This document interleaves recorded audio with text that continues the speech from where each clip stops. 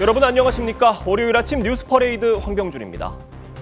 지난 주말 전국 곳곳에서 동시다발적으로 대형 산불이 일어나면서 축구장 10,000개 이상 면적이 불타고 이재민 수천 명이 발생했습니다. 진화 과정에서 공무원 등 10명의 사상자까지 발생했는데 봄철 건조한 대기와 강한 바람의 영향으로 여전히 진화 작업에 애를 먹고 있습니다. 산불은 곳곳에서 밤새 이어졌고 날이 밝으면서 다시 대대적인 진화 작업이 이어지고 있습니다. 나흘째 산불이 계속되고 있는 산청 현장에 취재기자 나가 있습니다. 박건우 기자, 현장 상황 전해주시죠. 네, 나흘째 산불이 진화되지 않는 이곳은 아직도 산봉우리와 능선 곳곳에서 뿌연 연기가 피어오르고 있습니다. 매캐한 냄새까지 진동하면서 제대로 숨을 쉬기조차 어려운 상황입니다. 21일 오후 산청군 시천면의 한 야산에서 발생한 산불은 여전히 진화되지 않는 상황입니다. 이불로 현장에 투입된 창녕군 진화대원과 공무원 등 4명이 숨지고 6명이 중경상을 입었습니다. 경남 창녕군은 희생자 4명의 합동 분향소를 오늘부터 운영합니다. 산청 화재 현장 인근 주민 500여 명은 동기보감촌으로 대피했습니다. 이번 산불로 지금까지 산림 약 6천여 헥타르가 불에 탄 것으로 추정되는데 축구장 약 10,000개의 면적입니다. 2022년 3월 동해안에서 발생한 산불 이후 최대 피해 규모입니다. 주택 등 건물 90여 동이 불탔고 산청과 하동 등 지역 이재민은 2,200여 명으로 집계됐습니다. 산림당국이 진화 헬기와 차량, 가용 인력을 총동원해 진화 작업에 나섰지만 대형 산불의 진화율은 지역에 따라 50에서 70% 안팎에 그치고 있습니다. 설상가상으로 오늘 전국 대부분 지역에서 강풍이 예보돼 산불 확산 우려는 커지고 있습니다. 정부는 피해 규모가 큰 울산, 경남, 경북에 재난사태를 선포하고 26억 원을 긴급 지원하기로 했습니다. 경남 산청에서 TV조선 박건우입니다. 화마는 최고 초속 16m의 강풍을 타고 산을 넘으며 주변을 삼켰습니다. 주민들은 하루아침에 삶의 터전이 잿더미로 변하자 넋을 잃었습니다. 이심철 기자입니다. 산 능선을 넘어 피어오르는 희뿌연 연기. 주민들은 불씨가 산을 넘어 수백 미터를 날아다녔다고 말합니다. 불덩어리가 이쪽 산에서 저쪽 산으로 막 날아가고 한 300m 되지만은 불도 여기까지 오는 데는 한 20분밖에 안 걸렸어요. 그죠? 농촌 마을은 잿더미가 됐습니다. 불은 바람을 타고 빠르게 번지면서 과수원을 모두 태우고 이렇게 집마저 흔적도 없이 삼켜버렸습니다. 꺼진 줄 알았던 불씨는 다시 살아나며 모든 걸 집어삼켰습니다. 소방관 들러가지고 여기 막 불 탈 때 집에 불부터 껐고 끄고 가니까 또 안 돼가 또 신고하니까 3차례 껐거든요. 안 돼가지고 나중에 포크를. 의성에서만 주택 70여 채가 소실됐습니다. 몸만 간신히 빠져나온 1,300여 명의 주민들도 보금자리를 잃을까 걱정입니다. 어제는 한숨도 못 잤죠. 어제는 지금도 한숨도 못 잤죠. 뭐. 집이 탈까 어떨까 걱정이 태산이죠. 혹시 불길이 닿을까 농약 뿌리는 기계로 계속해 물을 뿌려봅니다. 당황스럽죠 뭐 지금. 딴 생각 없어요. 그냥 불 끄는 거 말고는. 예, 아침부터 저 와가지고 지금 SS기로 계속 물 뿌리고 가수원이 못 들어가게 지금. 준공 일주일을 앞두고 막바지 공사 중이던 농산물 유통공장도 화마를 피해가지 못했습니다. 다발성으로 이제 막 불이 옮겨붙기 시작하더라고요. 그때부터 이제 아예 이제 수습도 안 되는 상황이고. 예. 시간이 갈수록 산불 피해가 늘어나자 정부는 재난 사태가 선포된 의성군을 포함한 3개 지역을 특별 재난 지역으로 선포했습니다. TV조선 이심철입니다. 네, 이번 산불은 모두 사람들의 부주의로 인해 발생한 것으로 파악되고 있습니다. 석묘를 갔다가 잡초 제거 작업 도중 불씨가 튀면서 발생한 것으로 보이는데 바싹 마른 봄 날씨에 봄철 특유의 기압 배치까지 맞물리면서 산불이 무섭게 번져나갔다는 분석입니다. 박상현 기자의 보도입니다. 이번 산불은 모두 부주의로 인해 발생한 것으로 추정됩니다. 경북 의성 산불의 경우 성묘객이 묘지를 정리하다 불이 시작됐는데 곧바로 119에 신고했지만 강풍에 올라탄 불은 삽시간에 번졌습니다. 경남 산청에서 발생한 산불 역시 인근 농장에서 잡초 제거를 위해 예초기를 사용하던 중 불씨가 튀면서 발생한 것으로 보입니다.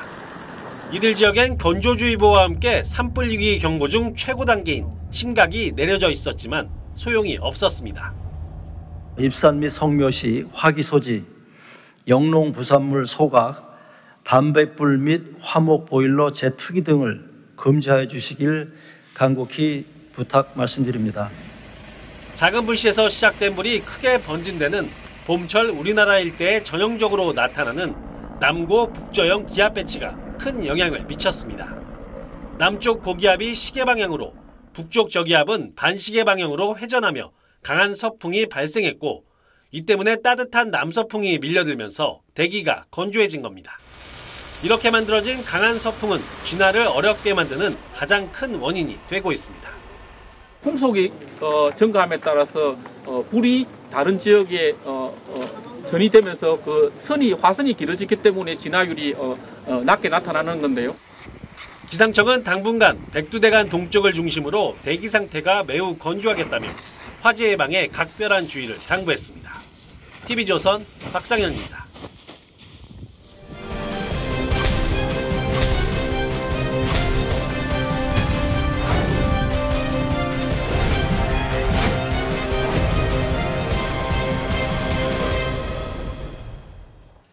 전문가와 함께 이번 산불의 원인과 예방책 자세히 짚어보겠습니다. 네, 이용재 경민대 소방안전관리과 교수 함께합니다. 안녕하세요. 안녕하세요. 주말 동안 전국 40여 곳에서 크고 작은 산불이 발생을 했습니다. 네. 교수님, 이렇게 동시다발적으로 여러 곳에서 산불이 발생한 이유가 뭔가요? 뭐 여러 가지 이유가 있겠지만 우선 기후적인 요인을 들 수 있겠는데요. 특히 지금 요 기간이 전국적으로 상당히 건조하고 비가 내린 지도 좀 오래됐고 또 돌풍도 많이 불고 있습니다. 그런 요인이 가장 크다고 볼 수 있습니다. 네, 산불이 난 지 나흘째거든요. 근데 아직까지도 진화가 다 완전히 되지 않은 상황이에요. 네네. 이번 산불로 축구장 10,000개 이상의 산림 면적이 불에 탔습니다. 네. 이거 강풍의 영향으로 봐야 되는 건가요? 뭐 당연히 강풍의 영향이 가장 크고요.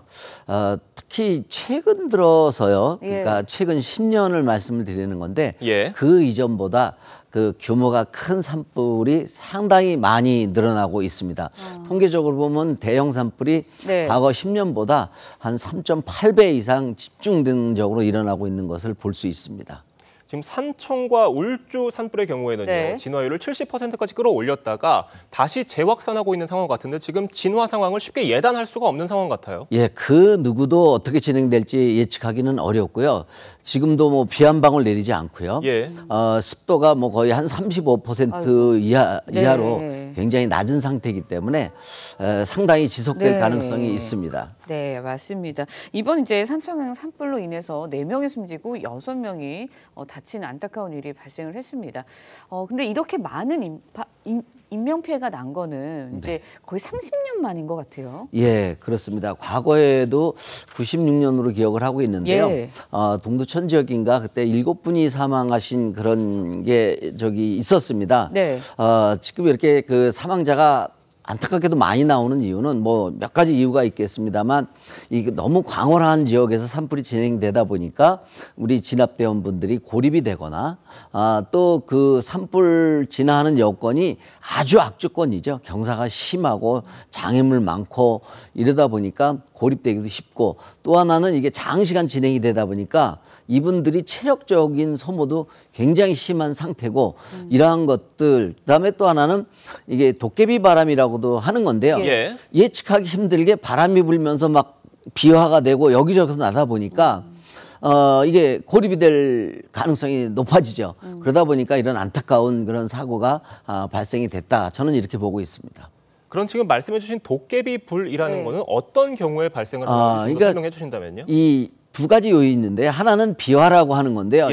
심지어는 뭐 수백 메다까지 불똥이 날아가서 전혀 불이 없던 곳에서 갑작스럽게 이제 불이 난다거나 또는 이 바람도 바람에 의해서 이것이 그냥 한 방향으로 지속적으로 벌어지면 우리 진압대원 하는 분들이 컨트롤 타워에서 이쪽으로 화재가 진행될 거다 예측을 해서 대응을 하는데 그게 아니라 순간적으로 바람의 방향이 바뀌게 되면 예측하지 못한 곳으로 화염과 연기가 쏠리게 되는 이런 것들이 그 안타까운 결과를 가져올 수 있습니다. 네. 이번 화재의 원인 짚어보면요. 성묘객들의 부주의 등으로 지금 파악이 되고 있는 상황 같습니다. 네네. 이런 작은 부주의가 돌이킬 수 없는 재앙을 불러온 만큼 나 하나쯤이야 이런 생각이 참 무섭다는 생각이 들어요. 예, 그렇습니다. 이 산불이라는 게 뭐 대단한 뭐 엄청난 뭐가 잘못돼서 일어나는 게 아니라 통계 자료를 보면 입산자죠. 뭐 단순 등산객도 있을 수 있고 뭐 성묘객도 있고 여러분들이 있겠는데 이런 입산자 실화가 비중이 가장 높게 통계를 보면 뭐 30~40% 이상이고요. 쓰레기 소각 뭐 이런 것들 내가 요 정도 태우는 것쯤이야 이렇게 방심하는 것들이 계절적인 어떤 요인과 어우러져서 이렇게 엄청난 사고를 가지고 오는 거죠. 네, 이번 화재를 좀 살펴보면 앞서서도 이제 도깨비 불 이야기해 주셨지만 불이 안 난 지역에서 강풍을 타고 바람을 타고 불씨가 옮겨가서 갑자기 또 화재가 일어나고 이런 상황이거든요. 그렇다 보니까 초동 시스템, 초동 조치 시스템 이거 강화해야 된다. 여기에 한 목소리도 나오고 지적도 나오고 이제 그건 어떻게 그런 부분은 이제 정책적인 부분이 될 수 있는데요. 현재 그 산불과 관련해서는 국유림은 산림청 소관이고 지방림은 또 지자체에서 소관이고 이렇게 양분되어 있고요. 또 하나 가장 많은 인력과 화재 진압 능력을 가지고 있는 뭐 산림청이 그렇다고 해서 못한다라는 의미는 아니고요. 우리 서방 쪽인데 이런 부분들이 이렇게 좀 분산돼 있다 보니까 어떤 신속한 초동 대처라든지 조직적인 대처라든지 이런 부분에 있어서 조금 미진한 부분이 있을 수 있습니다. 그래서 이참에 이런 부분에 대해서 좀 어느 것이 가장 합리적인지 예컨대 일본의 예를 들자면 일본 같은 경우는 100% 소방에서 이것을 다 산불을 컨트롤하고 있습니다만 현재 우리나라는 소방은 정확하게 우리 소방법에서 산불은 소방 지원 활동 범위에 들어가져 있습니다. 그래서 지원을 나가는 거지 핵심적인 어떤 컨트롤 타워가 소방에 있지 않습니다. 이런 부분에 대한 게 좀 보다 좀 세밀한 연구를 통해서 과연 우리나라의 어떤 적합한 시스템이 뭔가 이런 컨트롤 타워에 대한 것도 검토가 필요하다는 말씀을 꼭 드리고 싶습니다. 지금 오늘 기상청에 따르면요. 오늘도 전국적으로 강풍이 불 거라고 하는데 남아있는 불씨가 더 확산할 수도 있는 그런 우려도 지금 나오고 있거든요. 어떻습니까? 네, 다분히 있습니다. 그 넓은 지역에서 산불이 나다 보니까 특히 그 나무 그루터기라든지 풀뿌리 같은 데서 숨어있는 불이 순간적인 어떤 바람을 타고 다시 재발을 해서 끈 데서 또 불이 나고 이런 것을 간과할 수가 절대 없습니다. 네, 아까도 말씀을 해주셨지만 교수님께서 요즘 추세가 대형 산불이 좀 많이 나는 추세다 이런 말씀을 해주셨거든요. 근데 일각에서는 이게 지구온난화의 영향으로 인해서 산불이 발생할 가능성 이런 것도 제기가 되고 있습니다. 어떻게 보세요? 관련 많은 연구라든지 자료를 이렇게 보면 최근 10년에 와서 이런 부분들이 굉장히 심하게 일어나는 것으로 알고 있습니다. 특히 과거에 비해서 과거 100년에 비해서 이런 대형 산불이 일어날 확률이 158% 이상 증가되고 있다라는 그런 연구도 보고되고 있습니다. 지금 매년 반복되고 있는 봄철 산불을 막기 위해서는 참 제대로 된 예방법과 대책이 절실한 상황인데 이 산불이 발생하면 어떻게 대처를 해야 된다고 한 말씀 해주신다면요? 우선은 뭐 정부 차원에서 대처도 중요하겠지만 우리 시민들 입장에서는 반드시 통제에 따라 주시고 안내 문자 같은 게 많이 오지 않습니까? 이런 거에 따라 주셔야 될 거고 또 하나는 이런 산불 발생 지역 인근에 계신 분들이라면 제일 걱정되는 부분이 계곡에 옹기종기 마을 있는 부분들이 사실 제일 걱정되는 부분이고 또 하나는 거기에 거주하시는 분이 대부분 연세가 있으신 분들이 많으세요. 그래서 집 주변에 시간적인 여유만 있다면 충분한 물을 좀 뿌려주시고 또 이웃에 그렇게 연로하신 어르신이 있다면 대피하시거나 대응하실 때 같이 좀 도움을 주시고 이렇게 해서 안전한 어떤 대피소라든지 이런 데 대피하는 거라든지 이런 것을 좀 사전에 숙지해 주시고 염두에 두실 필요가 반드시 있습니다. 네, 알겠습니다. 이용재 경민대 소방안전관리과 교수님 말씀 여기까지 듣겠습니다. 감사합니다. 고맙습니다. 헌법재판소가 오늘 한덕수 국무총리 탄핵 심판 사건을 선고합니다. 비상계엄 선포를 묵인, 방조했다는 게 탄핵 소추의 주된 사유였는데요. 윤석열 대통령의 탄핵 심판 결과를 가늠하는 지표가 될 수 있다는 관측이 제기되고 있습니다.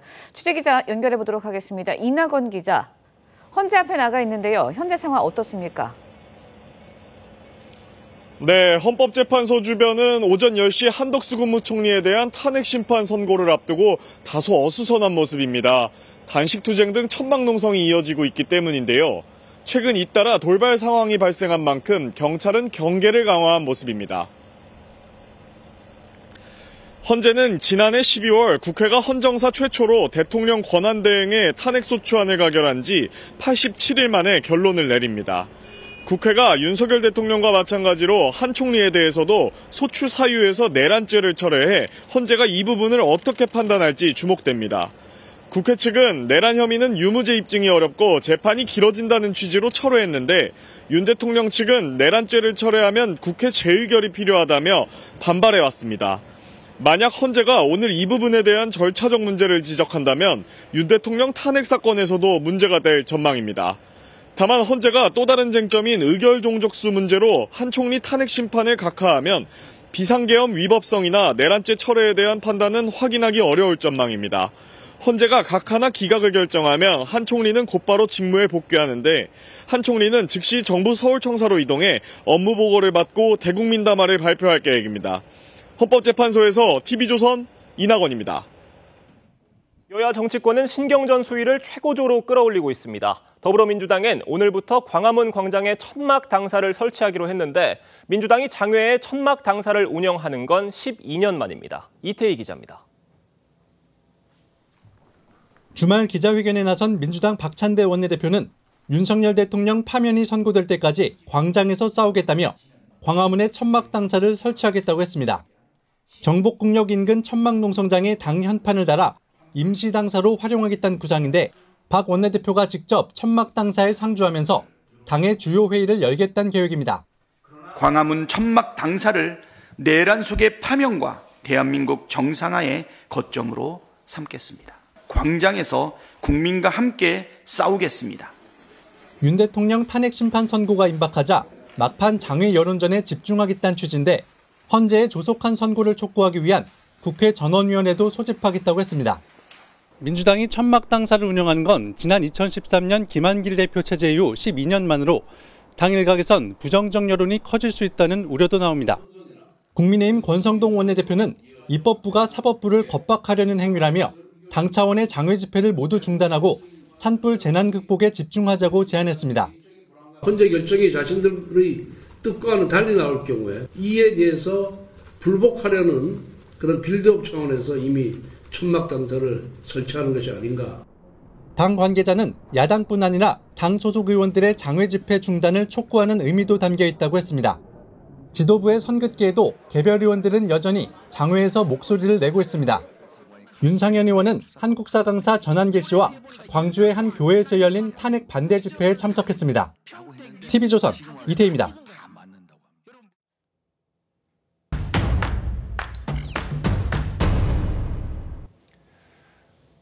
이번 주 정치판 주요 이슈의 맥을 짚어보는 정치뷰 시간입니다. 정치부 한송원 기자 나와 있습니다.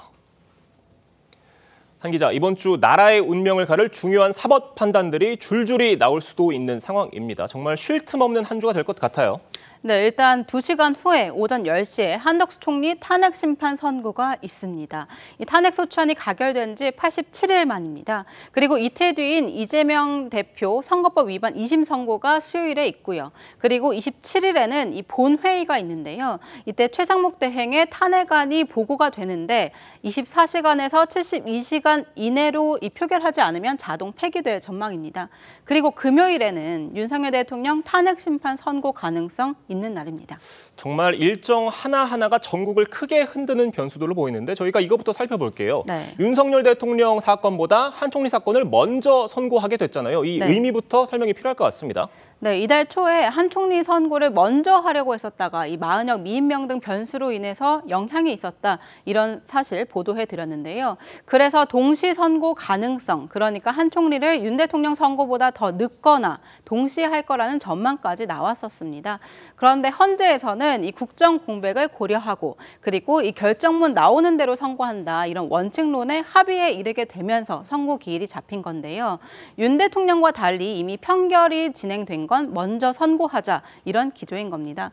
한 총리 사건은 단 한 차례 변론 기일로 종결된 만큼 비교적 간단한 사안이라서 기각이나 각하 결정을 관측하는 경우가 많습니다. 그런데 이번 사건, 한 총리 사건에 대한 선고가 특히 중요해 보이는 이유는 그동안 논란이 됐었던 권한대행 탄핵 의결 정족수에 대한 판단이 나올 수도 있기 때문이죠. 예, 맞습니다. 이 권성동 원내대표 어제 이 의결 정족수에 대한 판단 나올지 모르겠다면서도 헌재가 반드시 판단해야 한다 이렇게 촉구를 했습니다. 헌재 오늘 이 국회 탄핵 과정에서 권한대행 탄핵 의결 정족수가 이 대통령 기준인 200석으로 볼 것인지 아니면 총리, 이 국무위원 기준으로 151석으로 볼 것인지 먼저 판단할 것으로 보입니다. 한 총리는 192석으로 탄핵안이 가결됐었는데 여권에서는 이 대통령 기준인 200석 의결 정족수가 안 됐기 때문에 각하가 답이다 이렇게 주장도 나오는 겁니다. 어쨌든 한 총리는 기각이나 각하가 되면 바로 업무에 복귀하고 추후에 대미 외교 정상화에 시동을 걸 예정입니다. 지금 말씀해 주신 것처럼 한 총리 복귀는 여야가 어느 정도 예상하고 있는 분위기도 감지가 되는데 오늘 수요일로 잡힌 이재명 대표 2심 선고에 대해서는 전망이 어떻습니까? 물론 이 1심에서 선고된 당선 무효형 이게 유지되냐 이게 핵심일 텐데요. 1심에서는 징역 1년, 집행유예 2년이 선고됐습니다. 이 판결이 유지되거나 벌금 100만 원 이상의 형이 선고될 경우 여권에서는 이 대표를 향해서 사법 리스크 총 공세를 강화하고 야권에서는 이 비명계를 중심으로 대체론, 이 새로운 후보 물색 움직임이 본격화될 수 있다 이런 전망입니다. 만약에 반대의 결과가 나온다면 어떻게 되는 건가요? 네, 아마 상당한 정치권 파장이 예상됩니다. 여권에서는 이 대법원 3심 판단을 지켜보자 이런 식으로 나서겠지만 아무래도 사실관계를 다투는 건 2심이 끝이고 또 이 중도층을 중심으로 검찰 수사 정당성, 여론 악화가 될 수 있어서 전략 수정 불가피해 보입니다. 이 야권을 중심으로는 이 대표 독주 체제 더 빨라지고 더 강해질 것으로 보입니다. 지금 현재로서는 윤 대통령 사건 선고가 이재명 대표 2심 선고보다 뒤에 나올 가능성이 커 보이는데 이재명 대표 2심 선고 결과가 윤 대통령 사건 결과에도 영향을 미칠 수가 있는 겁니까? 물론 이 판사 출신 의원들 이야기를 들어보면요. 윤 대통령 선고가 이재명 대표 선고 전에 나올 수 없다. 이 무조건 뒤에 할 거다. 이렇게 예측하는 경우가 종종 있긴 했습니다. 법리적으로는 물론 이 두 건은 아예 별개 사건이지만 정치권에서는 정치적 파장이나 형평성 논란 등을 고려하면 이 헌재 판단에 간접적으로나마 영향을 줄 수 있다 이런 해석도 있습니다.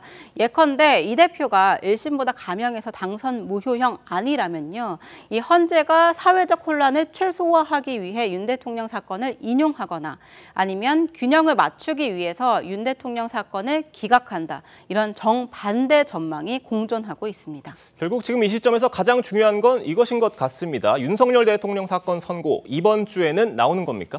제가 취재해보면 진짜로 아직까지는 미정이라는 게 현재 분위기입니다. 지금은 선고기일 확정 자체가 메시지가 될 수 있는 시기입니다. 당초 예상됐던 선고 시점 3월 중순에서 2주 이상 미뤄진 만큼 내부 의견 조율이 안 되는 거 아니냐 이런 관측이 많았는데 이 선고일이 정해졌다는 건 인용이든 기각이든 한쪽으로 의견이 정리됐다 이런 의미이기 때문입니다.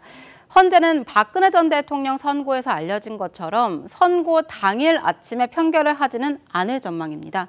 이 선고일도 2, 3일 전에 통보할 것으로 보입니다. 그러니까 이번 주도 이 모레인 26일쯤까지 선고일을 통보하느냐 이 여부가 이번 주 선고 여부 가를 것으로 보입니다. 말 그대로 이번 주가 우리 정치권의 지각 변동을 초래할 슈퍼위크가 될 것 같습니다. 한 기자 잘 들었습니다. 서울대 등 20곳의 의대가 정한 의대생 복귀 시한이 오늘부터 일주일 안에 돌아옵니다. 이번 주 일부 의대 학생 절반 가까이가 복귀한 것으로 전해졌는데 이번 주 의대생이 얼마나 더 돌아올지가 의대 교육 정상화의 분수령이 될 전망입니다. 신유만 기자입니다. 학교를 떠났던 의대생들이 돌아와야 하는 복귀 시한이 속속 다가옵니다. 오늘 건양대를 시작으로 27일 서울대 등 의대 20곳이 앞으로 일주일 동안 올해 등록을 마감합니다. 앞서 21일 마감한 연세대와 고려대 등에서는 의대생 절반가량이 등록 신청을 한 것으로 파악됐습니다. 복귀 마감 대학에서 예상보다 많은 학생이 복귀 의사를 밝히면서 이번 주 의대생 복귀 규모가 의대 정상화의 분수령이 될 거란 분석이 나옵니다. 대학들은 미복귀 의대생에 대한 강경 대응 기조를 이어가고 있습니다. 전국 40개 의대 중 35곳은 22일 의대생들의 휴학계를 반려했습니다. 등록이 마감된 5개 의대는 미등록 학생에 대한 재적 예정 통지서를 오늘 발송할 예정입니다. 대규모 공백 우려 속 의대들이 결원을 채우기 위한 편입학을 확대할 거란 관측이 제기됩니다. 이번 같은 경우는 재적 생수가 많이 나오면 아마 대부분의 의과대학에서 편입을 검토 안 하겠습니까? 일각에서는 의대생들이 일단 복귀한 뒤 수업 거부 등으로 파행을 이어갈 거란 우려도 나옵니다. 의대생 절반이 복귀하면서 나머지 절반은 재적 처리 등이 불가피해진 만큼 의대 교육 정상화까진 아직 갈 길이 멀다는 지적입니다. TV조선 신유만입니다. 전해드린 대로 오늘 한덕수 총리 탄핵 심판 선고를 시작으로 이른바 사법 슈퍼위크가 시작됩니다. 네, 패널 4분과 함께 자세한 내용 짚어보도록 하겠습니다. 윤기찬 국민의힘 법률위 부위원장, 성치훈 더불어민주당 정책위 부의장, 하민경 변호사, 조기현 변호사 함께합니다. 안녕하세요. 안녕하세요. 운명의 한 주가 시작이 됐습니다. 정치권의 긴장감은 고조되고 있는데요. 여야의 목소리 들어보겠습니다. 헌법재판소의 책무를 회피하지 말고 단호하게 결정을 내릴 때입니다. 당장 25일에라도 파면 결정을 내리기를 촉구합니다. 심지어 탄핵 심판 기일도 25일로 못 박으며 헌법재판소를 거듭 겁박했습니다. 그 이유가 무엇이겠습니까? 바로 26일 이재명 대표의 선거법 위반 사건 심판이 있기 때문입니다. 오늘 오전 10시에 한덕수 총리 탄핵 심판 선고가 예정이 돼 있습니다. 어떤 결과가 나오든 파장이 상당할 것으로 보이는데 어떤 결과 예상하십니까? 저는 뭐 기각 아니면 각하일 것 같고요. 예. 기각 아니면 각하인 그 어느 결정 유형인지가 제일 중요할 것 같고, 그다음에 이제 기각이 되든 각하가 되든 그 이후 설시 내용이 되게 중요할 것 같아요. 네.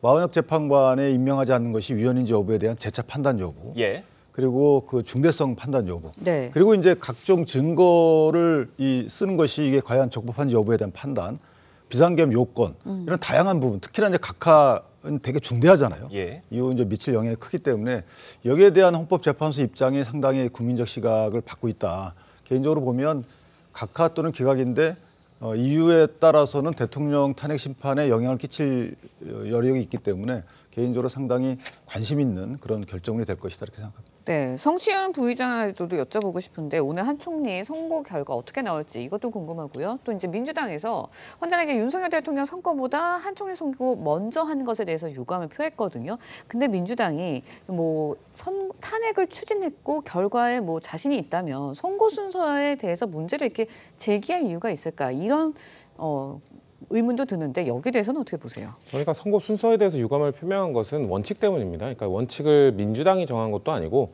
헌법재판소가 윤석열 대통령에 대한 탄핵 심판을 시작할 때 대통령에 대한 탄핵 심판을 최우선으로 하겠다라는 원칙을 말했던 적이 있기 때문에 네. 그것과 관련돼서 한덕수 국무총리의 이 심판이 먼저 나오는 것은 원칙에 어긋나는 것이 아니냐. 왜냐하면 그 원칙을 정했던 것은 대통령의 직무정지가 아무래도 대한민국의 국정 운영에 영향이 가장 크게 미치기 때문에 그것을 빨리 정리하는 것이 좋다는 그 원칙을 말씀드렸던 것이고요. 네. 저는 오늘 선고 내용이 기각의 가능성도 배제할 수 없다고 생각합니다.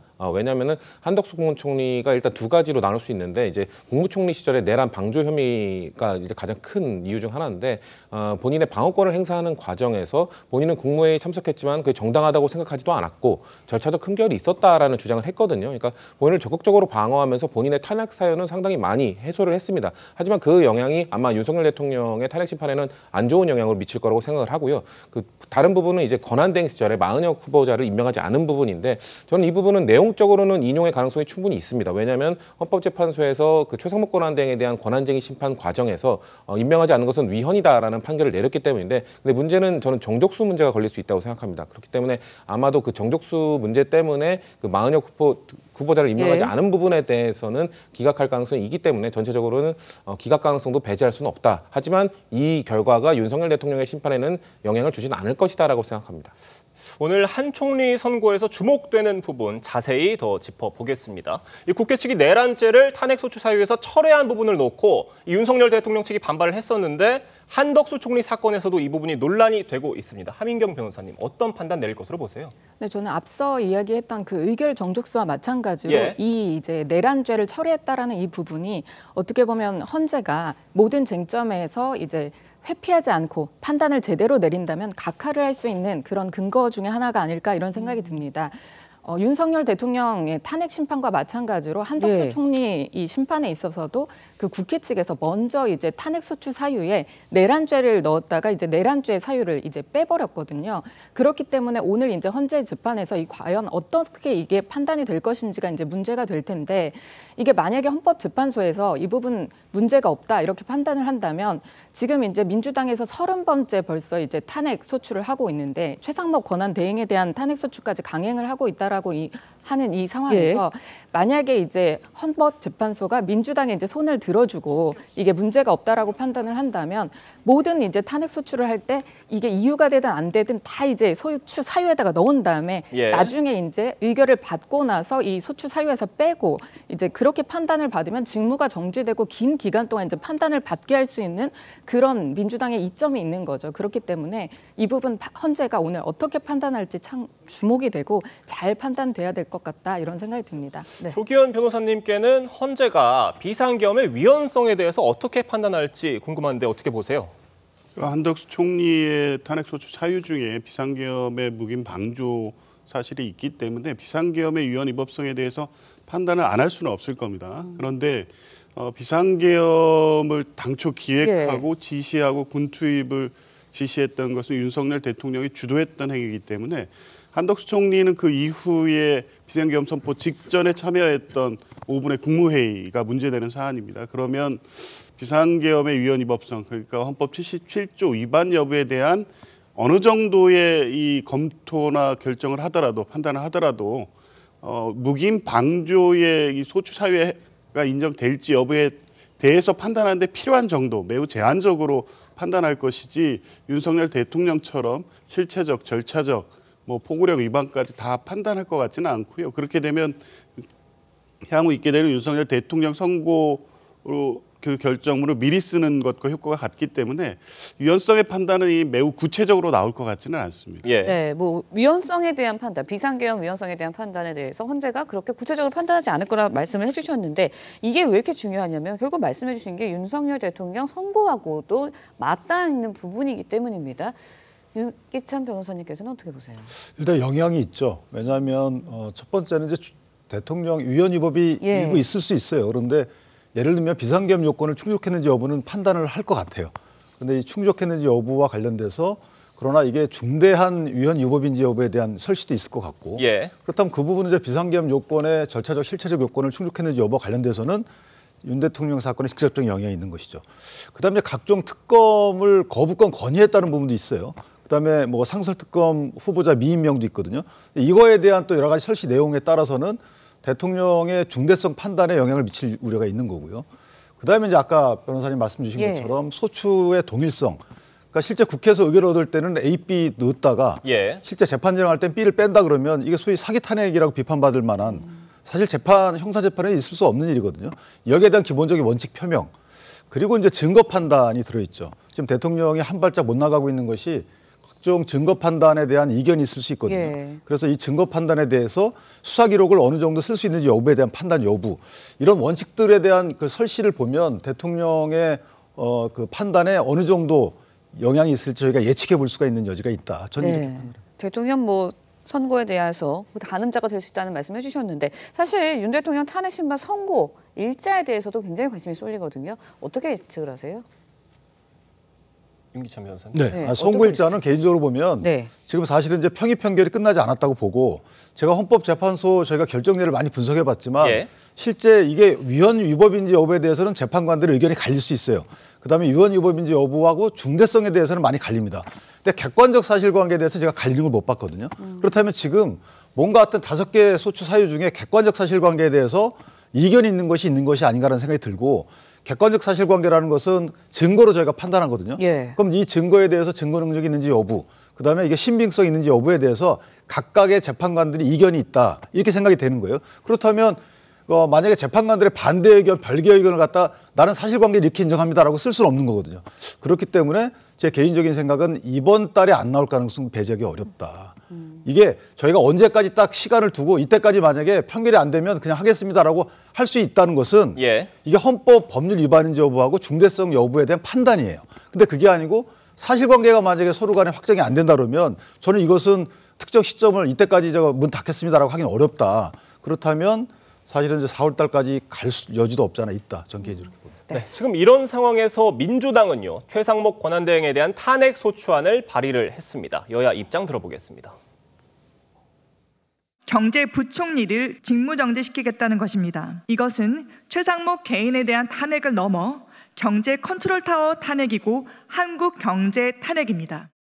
대한민국 경제의 위기를 자초하고 불러온 사람이 오히려 최상목이라고 봅니다. 경제 사령탑이 아니라 경제를 망쳐왔던 사람이 아닌가 싶고요. 제일 중요한 것은 헌정 질서를 지킨다는 것입니다. 경제 문제는 최상목이 오히려 더 망치고 있다는 것도 분명하게 말씀드립니다. 이번 정부 들어서 30번째 탄핵안이 발의가 된 겁니다. 한인경 변호사님 어떻게 평가하세요? 사실 지금 이제 민주당이 최상목 대행까지도, 그러니까 대행의 대행까지도 지금 탄핵을 강행하겠다 이런 입장을 얘기를 하고 있는데 주말에 사실 전국적으로 지금 산불재해가 나고 있는 상황입니다. 게다가 대통령 지금 탄핵돼서 직무가 정지되어 있고 한덕수 총리도 직무가 정지되어 있는 상황에서 행안부 장관도 지금 재난의 그 컨트롤 타워 역할을 해야 되는 행안부 장관도 지금 공석인 상황입니다. 이런 상황에서 최상목 이제 부총리가 이제 열심히 이제 일을 하고 있는데 이 부분에 대해서 민주당은 전혀 생각하지 않고 무조건 본인들의 입맛에 맞는 그런 결단을 하지 않는다라고 하면서 지금 탄핵을 발의를 하는 그런 상황인 거죠. 그렇기 때문에 국민들께서 이거 보시기에 과연 이게 맞는 것인가 또 한 번 의문을 가지지 않을 수가 없고요. 일각에서는 이런 얘기도 있었습니다. 계속 민주당의 줄탄핵을 계속 하다 보니까 이게 정말 그 중기부 장관까지도 이제 대응을 하게 되는 것이 아니냐. 어떻게 보면 지정돼서 이제 이 사람만은 이제 지정돼야 된다. 뭐 이런 분위기까지 사실 있었는데 이런 거 다 무시하고 국민들의 의견 다 무시하고 지금 이렇게 하는 것은 어떻게 보면 민주당 머릿속에는 국민, 국가 이런 부분에 대한 재난 이런 생각 전혀 없고 도대체 이재명 대표의 사법 리스크만 들어있는 것이 아닌가 이런 생각이 들고요. 제발 지금이라도 좀 이성을 차렸으면 좋겠다 이런 말씀 드리고 싶습니다. 네, 앞서서 이제 성취윤 부의장님께서 기각일 거다라는 가능성 예측을 좀 해주셨는데 가정에서 질문을 드릴게요. 만약에 기각이나 각하로 나오면 한덕수 총리가 복귀를 하게 되고요. 민주당으로서는 최대행에 대한 탄핵, 실익이 없는 셈이잖아요. 그런데도 탄핵을 추진하는 그런 상황은 어떻게 설명해 주실 수 있을까요? 말씀하신 실익 부분, 실익이 없는 것 아니냐. 그렇지만 명분을 찾아야 된다. 두 가지 갖고 당내에서도 논쟁이 있었습니다. 그러니까 대표적인 중진 의원인 정성호 의원께서도 이 정도 상황이 됐다면 보류를 하는 것이 맞지 않겠냐라는 의견을 주시기로 했던 것처럼 당내에서 다양한 논의가 있었고요.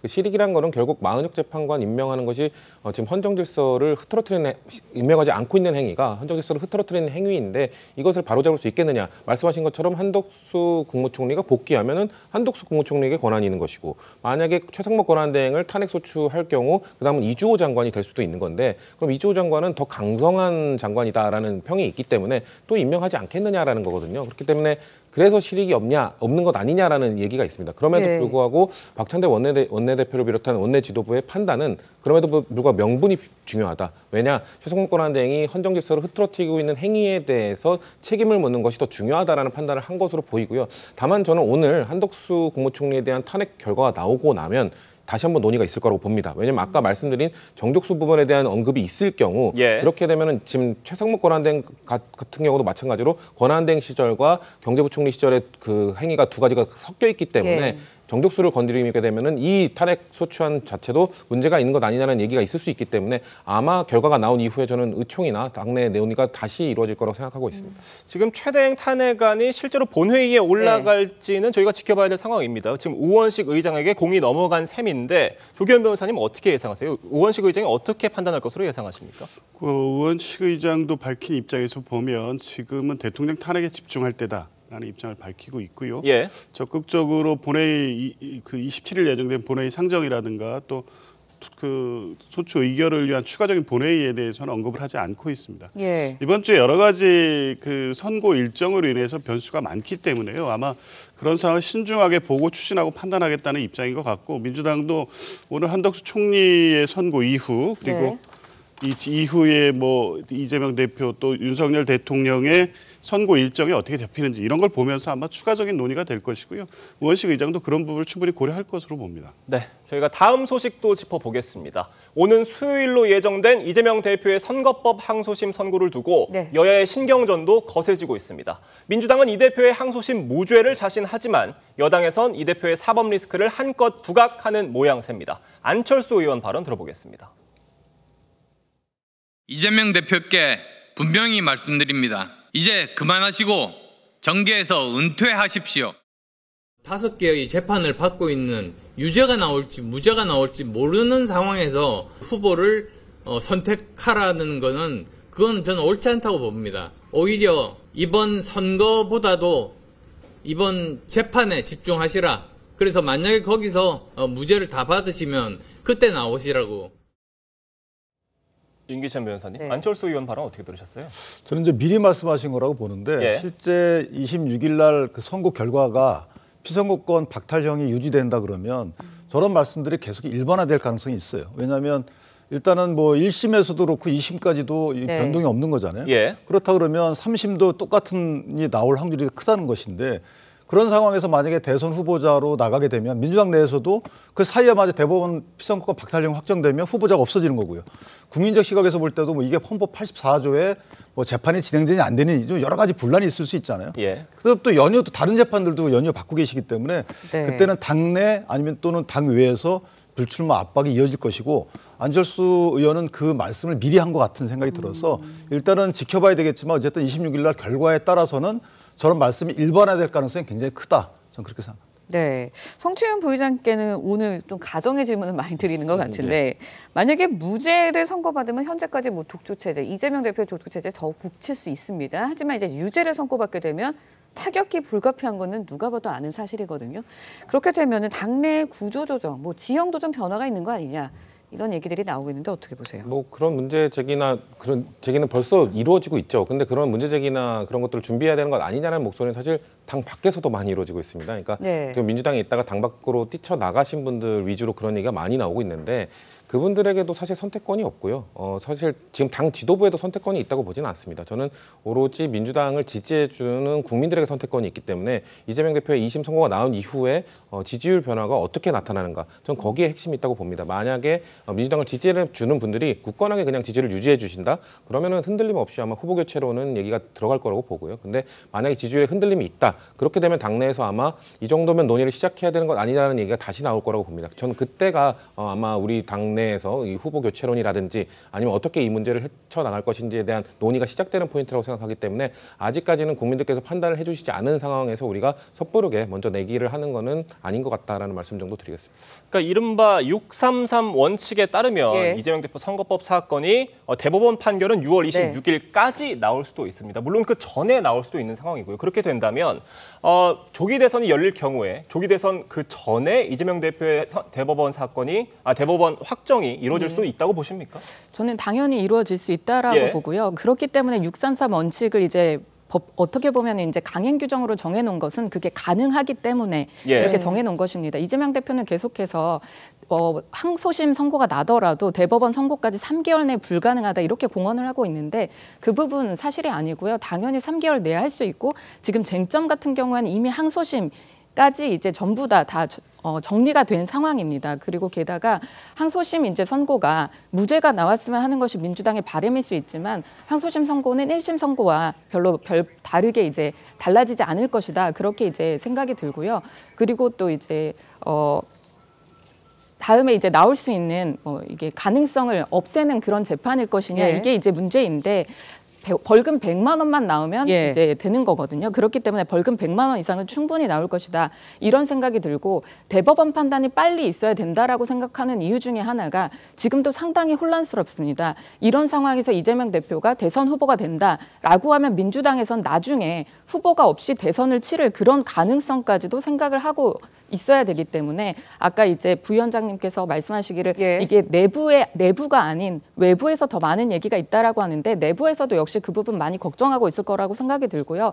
이번 수요일 날 이제 항소심 판결 선고가 나오면 이재명 대표는 대법원 확정 판결이 아니기 때문에 기다려야 된다 이런 말을 하겠지만 아마 기류는 상당히 달라질 것이다 이렇게 봅니다. 네, 이번에는요 이재명 대표의 행보에 대해서도 좀 짚어보도록 하겠습니다. 지난주에 이 대표가요 최성원 권한대행을 향해서 몸조심하라는 발언에서 논란이 됐었죠. 이 발언에 대해서 이 대표 체포당할 수 있으니 몸을 조심해라 뭐 이런 말이었다 이렇게 해명을 하기도 했는데 조기현 변호사님, 이재명 대표가 일각에서는 이렇게 좀 압박을 받고 있고 사실 선거가 다가오니까 이런 행보를 보이는 거 아니냐 이런 지적도 있었는데 어떻게 평가하세요? 저는 그런 분석에 동의하지는 않습니다. 내일 모레 선거가 있어서 결과를 미리 얘기하는 게 크게 의미는 없습니다만 이재명 대표도 그렇고 민주당 안에서는 무죄 가능성이 더 높다고 보고 있고요. 1심이 오히려 이례적으로 유죄 또 중형을 선고했기 때문에 항소심 재판부가 그걸 바로 잡아줄 것이다. 그렇게 보고 있습니다. 물론 유죄 가능성을 전혀 배제할 수 없고 그에 따른 정치적 상황 변화에도 대비는 해야 되지만 유죄가 나올 경우 때문에 초조하거나 절박하다 이런 입장은 아니고 만에 하나 유죄가 나온다고 하더라도 1심 선고 때도 오히려 지지층이 결집하는 효과가 있었기 때문에 유무죄와 관계없이 이재명 대표의 현재적 정치 지위가 흔들리지는 않을 것이다 보고요. 그 말씀하시는 것처럼 실제 민생의 절박함 이런 부분에 중요한 방점이 있습니다. 소비심리 위축 같은 말씀도 하셨는데 정말 현장에 나가 보면 자영업자들 하루 버티기가 힘들다는 하소연, 아우성이 지금 빗발치고 있고요. 민주당에도 계속 그런 요구들이 있고 도대체 언제 선고되냐는 요구가 계속 들어오고 있기 때문에 민주당으로서는 또 이재명 대표로서는 현재 신속한 판단을 촉구하는 것이고 국민들의 절박성을 대신해서 표현하는 것이지 이재명 대표 개인의 어떤 절박함의 표현은 아니다 이런 말씀드립니다. 네, 이런 상황에서 민주당은요 오늘부터 광화문에 천막 당사를 세우고 헌재 선고일까지 총력 거리 투쟁에 나선다는 입장입니다. 민주당의 천막 당사 운영은 12년 만이라고 하는데 여당 반응까지 들어보겠습니다. 민주당은 광장에서 국민과 함께 싸우겠습니다. 광화문 천막 당사를 내란 속의 파면과 대한민국 정상화의 거점으로 삼겠습니다. 헌재 결정이 자신들의 뜻과는 달리 나올 경우에 이에 대해서 불복하려는 그런 빌드업 차원에서 이미 천막 당사를 설치하는 것이 아닌가. 지금 헌법재판소가 25일에 윤석열 대통령에 대한 탄핵 심판 선고 내릴 가능성 있다고 보세요? 지금 물리적으로 쉽지 않죠. 그것이 선고하고 나서 지금 대통령이 만약에 출정하게 되면 또 경호 문제도 있고 하기 때문에 실제는 25일 날은 불가능합니다. 그래서 저 부분은 이제 권원내 대표가 얘기하듯이 뭔가 불가능한 요구를 자꾸 하는 거예요. 그러니까 선고기일 지정 문제는 이건 재판부의 아주 고유 재량입니다. 만약에 심리를 빨리 해라 이런 거는 가능할 수 있어요. 그런데 선고라는 것은 재판부끼리 합의 과정에 개입하겠다는 건데 이 부분은 있을 수 없는 거고요. 그다음 재판부에서 하루속히 최우선적으로 하겠다는 부분은 심리였지 이게 선고하는 데는 각 재판관의 의견을 모아줘야 되는 거잖아요. 이 부분에 개입하는 것은 문제가 있는 것이고요. 마지막으로 이제 민주당 당내의 어떤 딜레마를 이해하겠어요. 만약 여기서 선거가 지연됨으로 인해서 이재명 대표가 대선에 출마할 수 없는 사실상 상황에 처하게 되면 이재명 대표는 물러나지 않을 거거든요. 그렇다면 당내에서 다른 후보를 세울 수 있는 기회도 없고 또는 그럴 힘도 없고 하기 때문에 상당히 분란이 휩싸일 것 같은 가능성이 있다는 걸 알겠는데 그럼에도 불구하고 헌법재판소에 저렇게 무리한 요구를 하는 것은 이거는 법치주의에 정면 도전하는 거다 이렇게 생각합니다. 지금 이런 민주당의 어떤 천막 당사, 장외 여론전에 총력을 기울이고 있는 상황인데 여당에서는 민주당이 이미 탄핵 불복을 하기 위한 빌드업을 하고 있는 것이다 이렇게 비판을 하고 있습니다. 어떻게 보세요? 이재명 대표도 언론에 출연해서 말했지만 불복할 방법이 있습니까? 그 천막 당사는 신속한 헌재의 결정 그걸 국민과 함께 촉구한다는 의미이지 그 이후의 상황까지 예비해서 천막 당사를 한다는 것은 아니고요.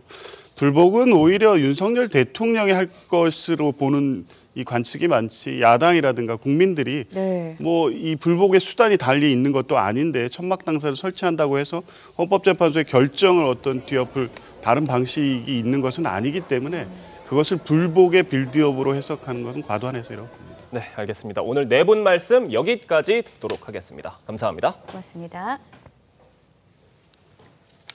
폐렴으로 입원했던 프란치스코 교황이 입원 5주 만에 퇴원했습니다.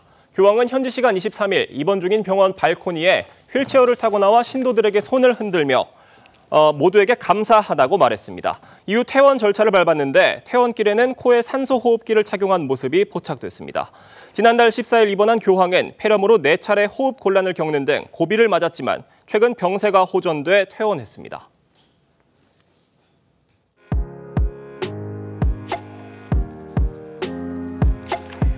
네, 렌즈에 담긴 그 순간 그 의미를 짚어보는 시간이죠. 사진 기자가 선택한 아침의 한 장입니다. 오늘은 조선일보 사진부 오종찬 기자와 함께합니다. 안녕하세요. 오늘 아침에 볼 사진 어떤 건가요? 네, 브라질의 랜드마크 예수상을 밝히던 불이 잠시 꺼져 있는 모습입니다. 세계 자연기금이 자연 보전을 위해서 세계적으로 진행하는 캠페인이 있습니다. 바로 어스아워인데요. 지난 22일이 그날이었습니다. 사진으로 만나보시죠. 어스아워는 기후 위기와 자연의 중요성을 알리기 위해서 1시간 동안 불을 끄는 캠페인입니다. 프랑스 파리의 에펠탑도 이 캠페인에 동참하며 불을 껐고요. 이탈리아 로마의 콜로세움도 1시간 동안 불을 껐습니다. 어스아워는 2007년 호주에서 처음 시작됐다가 현재는 세계 180여 개국이 함께 참여하고 있습니다. 자연에 대한 경각심을 알리기 위해 많은 나라가 함께 행동하는 모습 참 인상적인데요.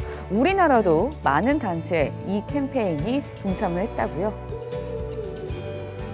네, 지난 22일 저녁 우리나라에서도 다양한 랜드마크와 공공기관들이 어스아워에 참여했습니다. 남산 서울타워가 1시간 동안 야간 조명을 소등했습니다. 서울 여의도 국회의사당도 자연보전의 경각심을 알리며 불을 껐고요. 우리나라에서 제일 높은 빌딩 롯데월드타워도 잠시 불을 끄며 캠페인에 동참했습니다.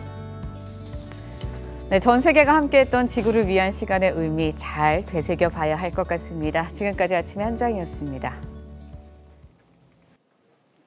오늘도 고온 건조한 날씨 속에 대기가 메말라가고 있습니다.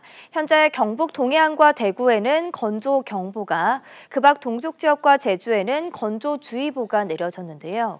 이에 따라 충청 이남에는 산불 위기경보 심각 단계가, 수도권과 강원, 제주에는 경계 단계가 발령 중입니다. 전국적으로 바람도 강하게 불 텐데요. 순간 풍속 초속 15m 안팎, 산지를 중심으로는 20m 안팎의 돌풍이 불겠습니다. 작은 불씨가 바람을 타고 큰 불로 번지지 않도록 불조심하시기 바랍니다. 오늘 국외 미세먼지가 유입되면서 전국에서 초미세먼지 농도 나쁨 단계로 공기가 탁하겠습니다. 전국 하늘에는 구름이 많겠고요. 남부지방은 흐린 가운데 곳곳에서 비가 조금 내리겠습니다. 수도권에는 빗방울이 떨어질 수 있겠습니다. 한낮 기온은 어제보다 2, 3도 정도 낮겠는데요. 서울이 19도, 청주와 대전 22도, 대구는 24도 예상됩니다. 당분간 일교차가 크게 벌어지겠습니다. 목요일에는 전국에 비가 내리겠습니다. 오늘의 날씨 이나일입니다. 이상으로 월요일 뉴스 퍼레이드 마칩니다. 네, 저희는 내일 아침 7시 30분에 다시 찾아뵙겠습니다. 시청해주신 여러분 고맙습니다.